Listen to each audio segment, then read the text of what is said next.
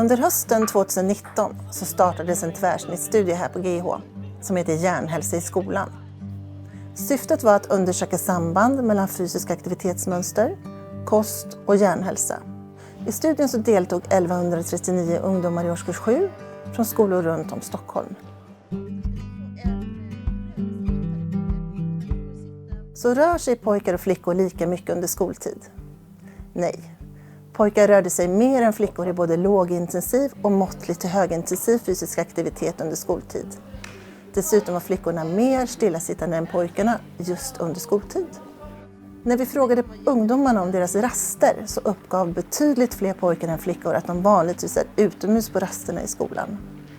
På frågan om de vanligtvis är aktiva på rasterna så svarar 43% av flickorna och 67% av pojkarna att de var fysiskt aktiva på rasten.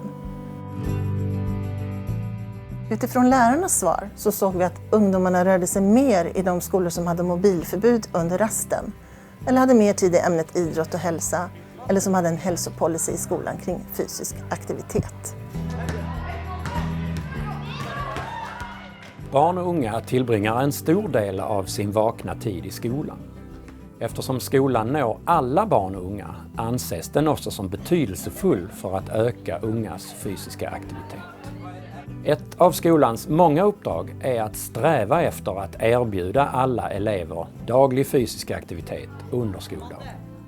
I del 3 i projektet Hjärnhälsa i skolan undersöktes förutsättningar för daglig fysisk aktivitet och hur elever och personal uppfattar uppdraget. Jag tänker att skolan jobbar med det dagliga rörelseuppdraget främst på idrottslektionerna. Men i och med det här projektet så har det också blivit tydligare och mer konkret att man kan få in till exempel brain breaks under lektionstid. Man kan få mer uppstyrda pauser där man kan försöka ge eleverna mer energi under dagen. Vad innebär det då att sträva efter att erbjuda daglig fysisk aktivitet?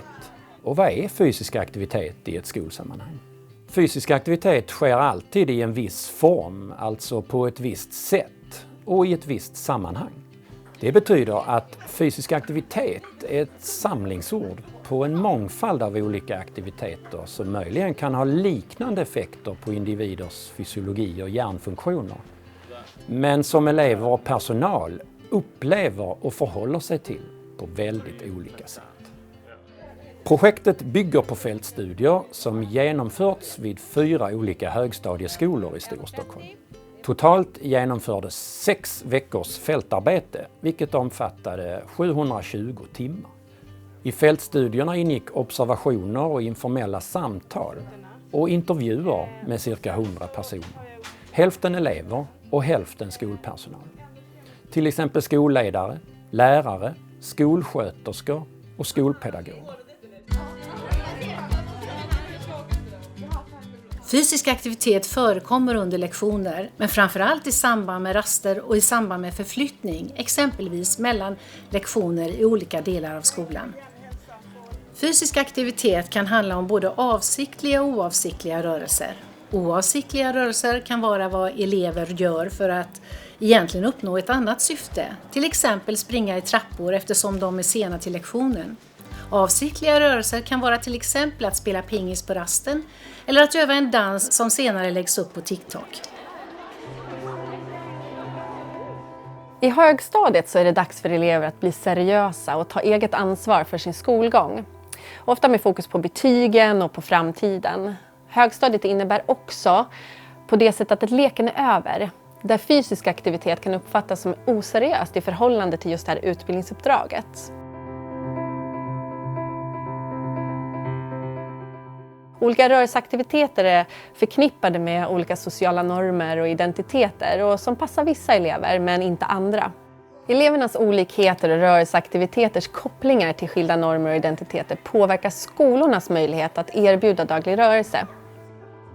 Våra forskningsresultat pekar på att det kan vara svårt att få med alla elever på en och samma aktivitet. En viss aktivitet blir inte detsamma för alla elever. Och därför kan det vara viktigt för skolor att utbudet av rörelseaktiviteter är brett.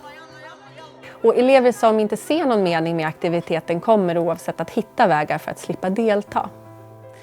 Vår studie visar att resursstarka och redan aktiva elever har förtur och prioriteras ofta i de möjligheter som skolan erbjuder för rörelse. Och framförallt killar med idrottserfarenhet. Även om tjejer är idrottsaktiva så har de ofta inte samma möjligheter till rörelse under skoldagen. Det är ju oftast fotbollskillar som brukar vara ute och spela fotboll, och sen med tennisplanen brukar aldrig vara öppen. Så det är inte så kul att köra med dem. De är ju lite hårda.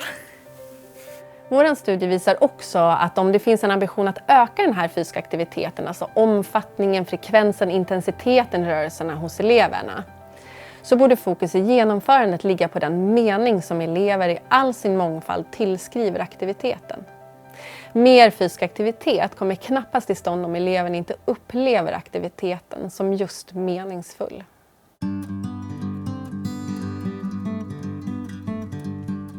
Elevers möjligheter till avsiktliga och oavsiktliga rörelser kan påverkas av hur skoldagen organiseras, till exempel när det gäller schema för raster och lektioner. Skolans miljö kan erbjuda ett stöd för rörelse i form av till exempel arkitektur, skolgård, utrustning och så vidare. Det viktiga är inte ett större utbud av fysisk aktivitet utan ett större utbud av aktiviteter som eleverna upplever som meningsfulla. Om fokus är att erbjuda rörelse där fler vill och kan delta krävs kvalitet och resurser. Till exempel utbildad personal som kan genomföra attraktiva rörelseaktiviteter i olika former på olika nivåer som inkluderar många. En ökning av fysisk inaktivitet, psykiska hälsoproblem och stora skillnader i skolprestation bland ungdomar, det kräver nya strategier för förebyggande arbete. Tidigare skolbaserade insatser har visat på liten effekt, så därför utvecklade vi på GIH ett nytt skolprojekt. I projektet så kommer cirka 2000 elever i årskurs 8 att delta från Stockholms län och Småland och som pågår mellan 2022 till 2025. Eleverna i projektet får en förlängd skoldag med 60 minuter 3 gånger per vecka under ett läsår som innehåller 1 timme med olika fysiska aktiviteter, 1 timme läxstöd med rörelsepaus och 1 timme promenad med ljudbokslyssning. Det är lite skönt att så här gå ut. Att bara komma ut i frisk luft och få röra på sig känns bra. Jag tycker det är jättekul och det gör att man kanske blir lite piggare så med den här fysiska extra aktiviteten. Efter rörelsepauserna så brukar jag känna mig mindre rastlös och det känns inte lika trögt i hjärnan. Stora skillnaden är att de blir lugnare i klassrummen för att de får de här extra delarna. Sen har vi väl liksom sett att glädjen till idrotten, framförallt på hjärnhälsoprojektet, har ju varit jättestor. De vill liksom göra mera saker och de kan komma redan på måndagen och tisdagen. Vi har hjärnhälsoprojektet på fredag. Att de säger jag kommer köra badminton då, eller jag kommer köra basket, eller jag skulle vilja vara i gymmet. Och det har vi aldrig sett. Alltså aldrig under mina 11 år som lärare har jag hört någonting sånt förut. Dels är det viktigt att bedriva forskning på det här, att få siffror och resultat som man kan bygga någonting vidare på. Men också att man kan ju väldigt starkt anta att det kommer ge goda effekter med en extra studietimme och med de här promenaderna. Att förstå hur ett projekt implementerats, vilka faktorer som främjar och hindrar genomförandet har stor betydelse. Vi genomför därför en processutvärdering där vi är ute på interventionsskolor i projektet och observerar hur det går med de olika aktiviteterna. Resultaten från detta nya projekt kommer att vara av stor betydelse för att främja en jämlik fysisk och psykisk hälsa, men också för att underlätta lärande hos elever genom att utveckla effektiva och hållbara framtida insatser för skolpersonal att arbeta med i skolor.